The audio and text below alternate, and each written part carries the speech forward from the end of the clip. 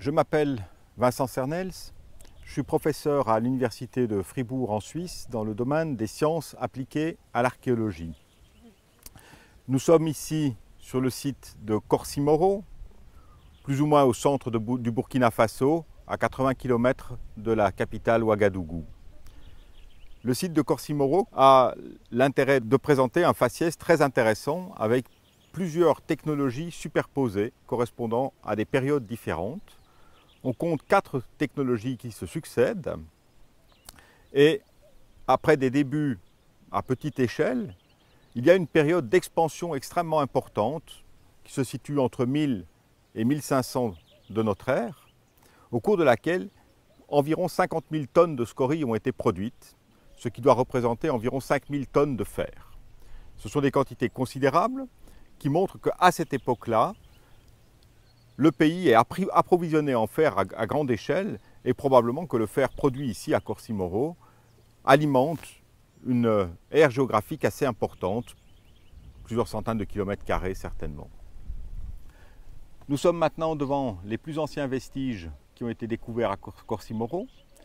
Ce sont des fourneaux à usage unique, c'est-à-dire qu'on installe une fosse sur laquelle on va disposer une superstructure avec des tuyères à la base. On va faire fonctionner le four. Ensuite, on va déplacer la superstructure sur une autre fosse préparée pour faire une autre opération de réduction. Le résultat, c'est une batterie de fours disposés très proches les uns des autres, linéairement ici, et qui correspond probablement à une campagne de production, campagne qui est sans doute le travail d'une saison.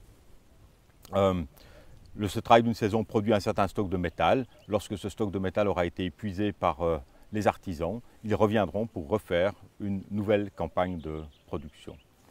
Ici, on est dans une situation de production importante, mais somme toute à l'échelle régionale ou à l'échelle locale, c'est-à-dire pour alimenter probablement un rayon de quelques villages ou quelques dizaines de villages autour de nous.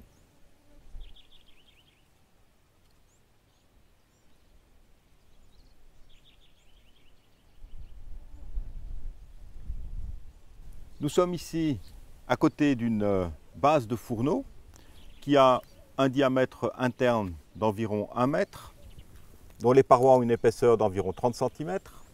Ce fourneau avait probablement 2,50 m ou 3 mètres de haut et il est conservé à peu près à mi-hauteur, c'est-à-dire qu'en dessous du terrain, on trouverait des vestiges sur à peu près 1 mètre d'épaisseur.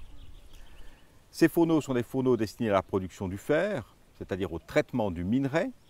On va mettre le minerai et le charbon de bois à l'intérieur du four. À haute température, une partie des oxydes de fer se transforme en fer métallique et l'autre partie, ainsi que les autres éléments qui sont présents dans la gangue du minerai, vont former un liquide, la scorie, qui va s'écouler vers le fond du four. Ces scories et ces fourneaux qui appartiennent à la technologie numéro 2 de Corsimoro sont les vestiges les plus abondants. Ils datent entre 1000 et 1250 de notre ère et ils représentent une période de production intensive. Dans l'espace que nous avons prospecté ici, nous avons dénombré une vingtaine de bases, mais sur l'ensemble du site, il y en a plusieurs centaines.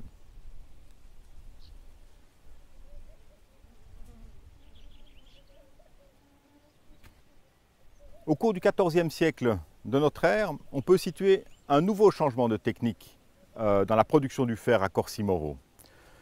Les fourneaux sont de taille à peu près similaire aux précédents, mais ils sont construits de manière différente, en particulier en réutilisant des fragments de tuyères. Et ils disposent d'un système d'évacuation des scories qui est différent.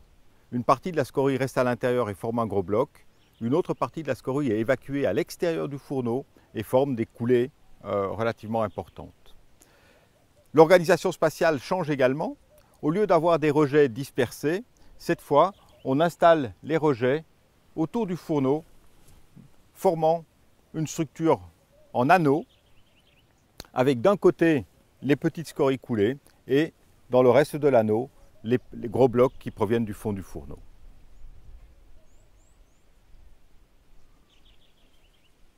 Nous sommes maintenant avec les vestiges les plus récents du site de Corsimoro. Ce sont des tout petits fourneaux d'un diamètre d'à peine 20 cm. La partie inférieure est enfouie dans le sol, elle a une cinquantaine de centimètres. Et à la surface, on a une petite cuve cylindrique. Et ce sont cette fois des fourneaux donc à usage unique, de très petite taille. Les scories restent à l'intérieur du fourneau et on utilise des soufflets pour les faire fonctionner. On est cette fois autour de 1650 de notre ère.